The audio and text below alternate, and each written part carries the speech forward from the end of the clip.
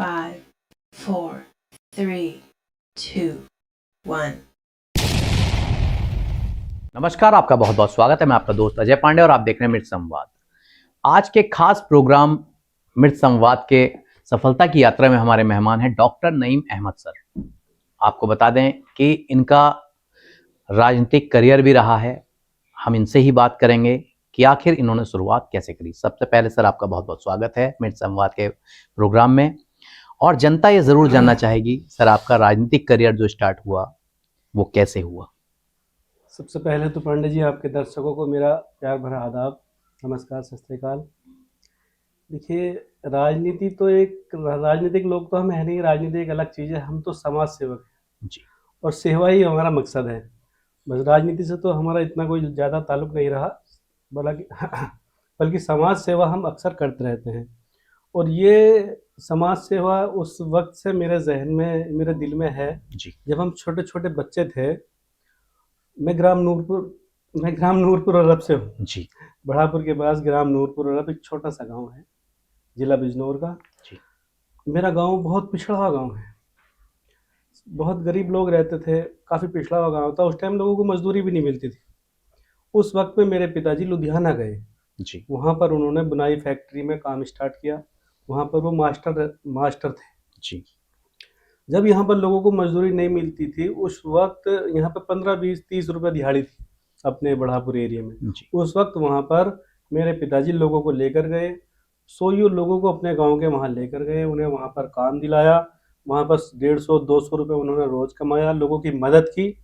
तो सारे गांव में उनका एक ऐसा मान सम्मान था। हालांकि वो एजुकेटेड नहीं है, लेकिन आज भी आप बढ़ापुर क्षेत्र में किसी से पूछोगे मास्टर नसीम, तो आपको मास्टर के नाम से ही मिलेंगे, मास्टर नसीम कौन है। जी, तो उस वक्त में काफ़ी पिछड़ा गांव था हमारा। उस गुर्बत का दौर हमने देखा कि हमारे पिताजी और हमारी मम्मी किस तरह से लोगों की उन्होंने मदद की। बहुत मदद की उन्होंने, मैं बता नहीं सकता किस तरह से उन्होंने मदद की। उस गुर्बत के टाइम में मैंने देखा है कि हमारे पिताजी ने आँख मीच के मदद की। उस टाइम ये कंडीशन थी, लोगों के पास खाने को नहीं होता था। आम बिकने आते थे, आम की पूरी बुग्गी बिकने आई, तो 100-150 रुपये में पूरी बुग्गी उन्होंने खरीदी और जो वहाँ खड़े थे ले जाओ, सबको ऐसे ही बांट दिया करते थे।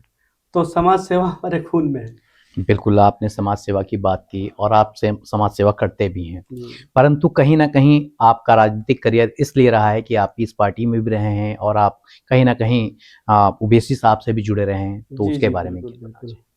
दरअसल बचपन में ही, लगभग 10th फर्स्ट ईयर में था, उस वक्त में एक पार्टी आई थी, नेशनल लोकतांत्रिक पार्टी। जी, डॉक्टर मसूद उसके राष्ट्रीय अध्यक्ष थे। उनसे मैंने बहुत इंस्पायर हुआ, मैं उनसे, उनकी बात मुझे बहुत अच्छी लगी और मैं उनकी पार्टी मैंने ज्वाइन की। उसके बाद उनकी धीरे धीरे उनकी पार्टी ख़त्म हो गई। जी, उसके बाद पीस पार्टी आई। पीस पार्टी पीस पार्टी ने एक विशेष वर्ग यानी मुसलमान पिछड़े की आवाज़ उठाई। मुसलमान जिसकी कोई बात नहीं करता, यूज़ तो सब करते हैं। मुसलमान यूज़ तो मुसलमान को हर एक पार्टी ने किया, बिना मुसलमान के कोई पार्टी नहीं बनी। जी, जितनी भी यूपी में क्षेत्रीय पार्टी हैं, कोई भी बिना मुसलमान को यूज़ किए नहीं बनी। लेकिन दिया किसी ने कुछ नहीं। मुसलमान को तो ऐसे फेंक दिया जैसे बिरयानी से तेज पत्ता। जी, दिया किसी ने कुछ नहीं, सिर्फ वादे ही मिलते हैं और कुछ नहीं। तो उसके लिए पीस पार्टी ने आवाज़ उठाई, मुसलमानों के हक की बात की। तो पीस पार्टी से जुड़े, संविधान के दायरे में रहते हुए डॉक्टर यूब बात करते थे, उनकी बात अच्छी लगी। कौम के लिए कुछ कर गुजरने का जज्बा था, गरीबों के लिए कुछ कर गुजरने का जज्बा वो आज भी है, इसीलिए पीस पार्टी से जुड़े। बाद में ओवैसी साहब, जिनको लोग बागी बताते हैं, बुरा बताते हैं कुछ लोग बताने वाले, जी, लेकिन ओवैसी साहब जैसा लीडर शायद ही हिंदुस्तान में कोई और हो।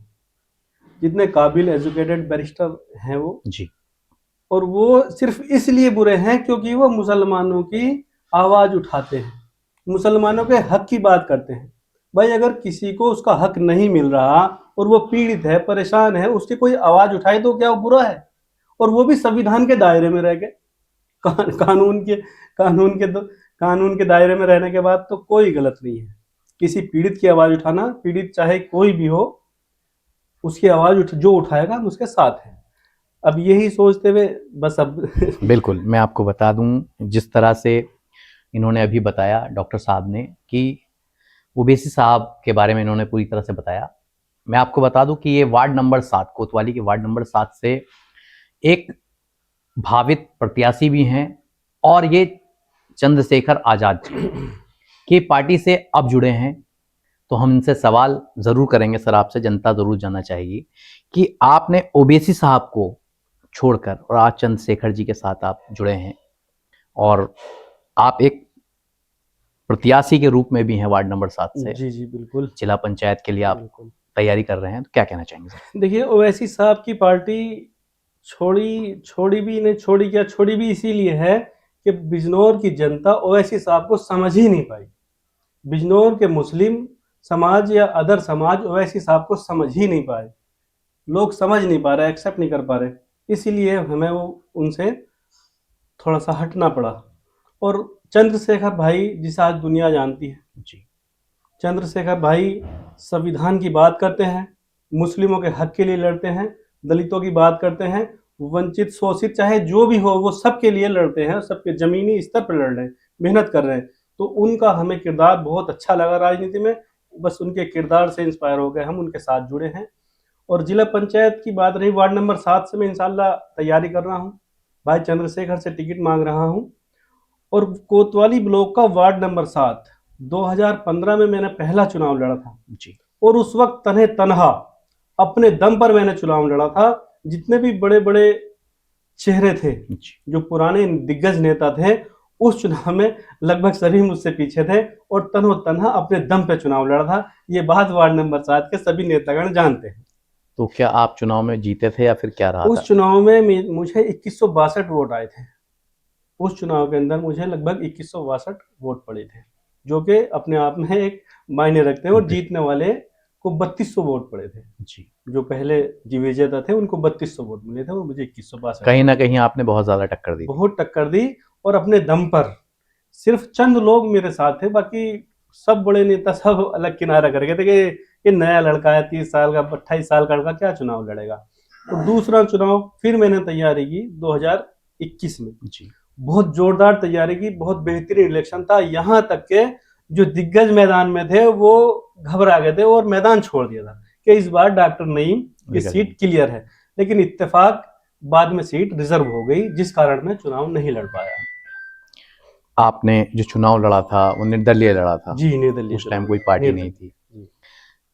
आजाद समाज पार्टी आप टिकट मांग रहे हैं, जी तो चंद्रशेखर आजाद जी से जो नगीना लोकप्रिय सांसद भी जी, हैं जी। और आपके आजाद समाज पार्टी के राष्ट्रीय अध्यक्ष भी हैं, तो उनसे आपकी मुलाकात हुई और कैसे हुई? चंद्रशेखर जी से मेरी मुलाकात प्रोग्रामों में ही मैंने उनको देखा है। मैंने उनके प्रोग्राम अटेंड किए, उनकी मीटिंग देखी, सोशल मीडिया के माध्यम से भी देखा। मुझे उनका काम अच्छा लगा, इसलिए मैं उनसे जुड़ा।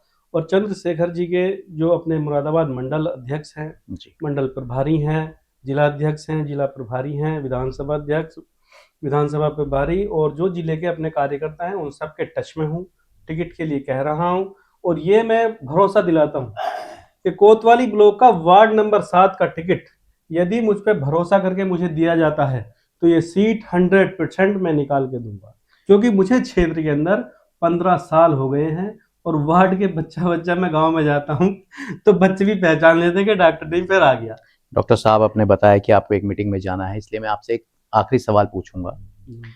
सवाल ये है कि आपको वार्ड नंबर 7 की जनता, वहां पर अभी मौजूदा जो हैं, मैं आपको बता दूं गौतम सर के नाम से मशहूर हैं वो, जी जी। और उनका कहना यह है कि उन्होंने तमाम वहां विकास कराया है। आपको वहां की जनता क्यों चुने और क्यों आपको वोट देगी? अगर आपको आजाद समाज पार्टी माफ कीजिएगा, अगर आपको टिकट भी दे देती है तो किस भरोसे पे दे? और आपने कहा 100% मैं निकाल भी दूंगा, पर वहां की जनता ऐसा क्या है कि वहां विकास नहीं हुआ है? ऐसी कोई बात आप बताना चाहेंगे जो अगर आपको मौका देती है जनता तो आप वो कराना चाहेंगे? जो विकास हुआ है वो सबको दिख रहा है, जनता को भी दिख रहा है। अब हाथी के दांत दिखाने के और होते हैं और खाने के, ये सभी जानते हैं। वार्ड नंबर 7 ही नहीं बल्कि कोट कादर हरेवली जो हटके भी है, जी, आप वहां पर जाकर डॉक्टर नईम करके पूछिए। जो गुर्बत से मारे हुए लोग हैं, जो गरीब हैं, उनसे पूछना। कभी एक फोटो नहीं, कभी एक पिक्चर नहीं, कभी कोई न्यूज वाला नहीं, निस्वार्थ अकेले जाकर मदद करते हैं। और घर पे भी आते हैं लोग, मदद करते हैं, कभी किसी का फोटो नहीं, कभी किसी की तस्वीर नहीं। बल्कि एक बार मैंने नेकी की दीवार करके एक प्रोग्राम चलाया था जी। एक बार, उसका मैंने पोस्टर लगा के दीवार पर, और वहां पे थोड़ा सा कैमरे वीडियो वगैरह भी बनाई थी 2020 में। वो मेरी पहली गलती मैं मानता हूँ, क्योंकि मुझे जो समाज सेवा करनी है वो दिखावे वाली नहीं करनी।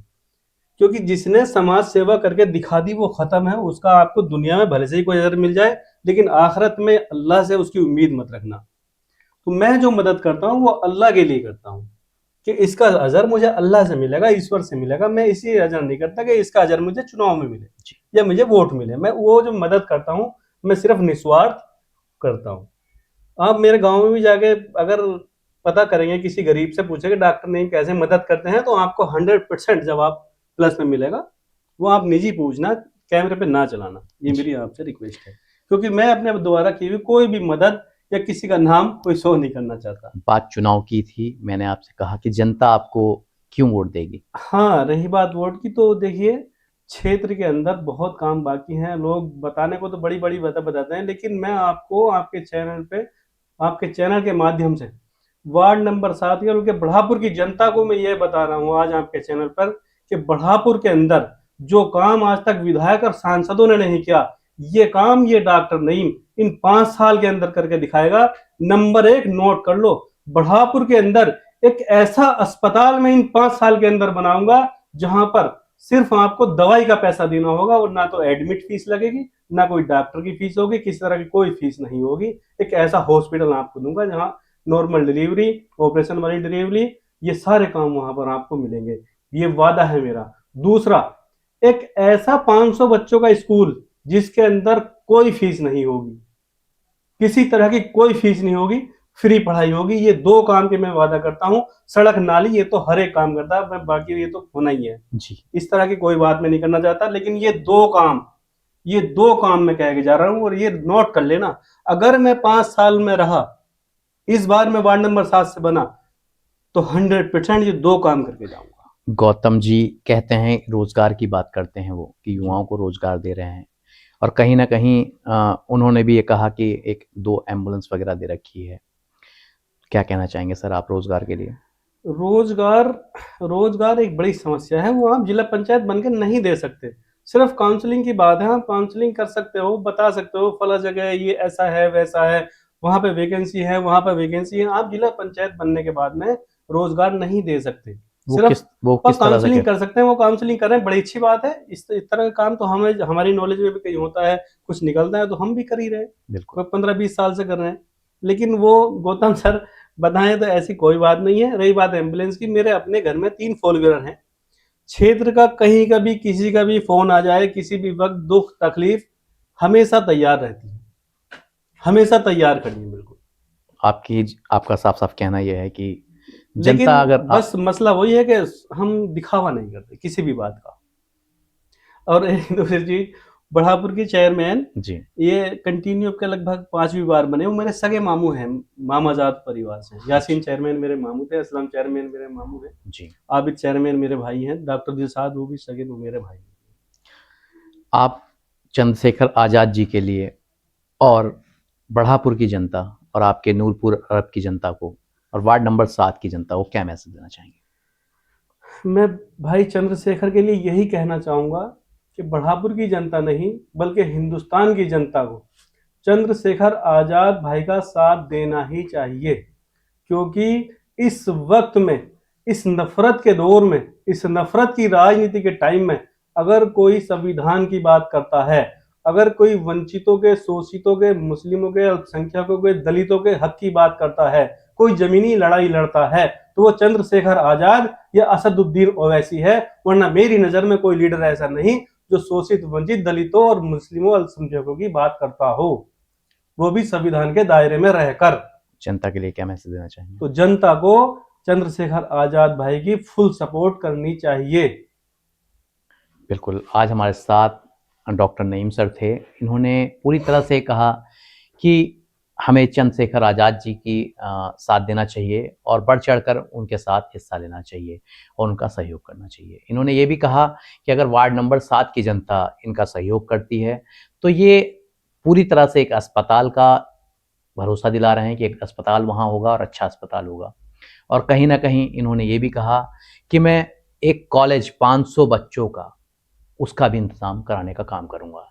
जब बच्चे पढ़ेंगे तभी आगे बढ़ेंगे।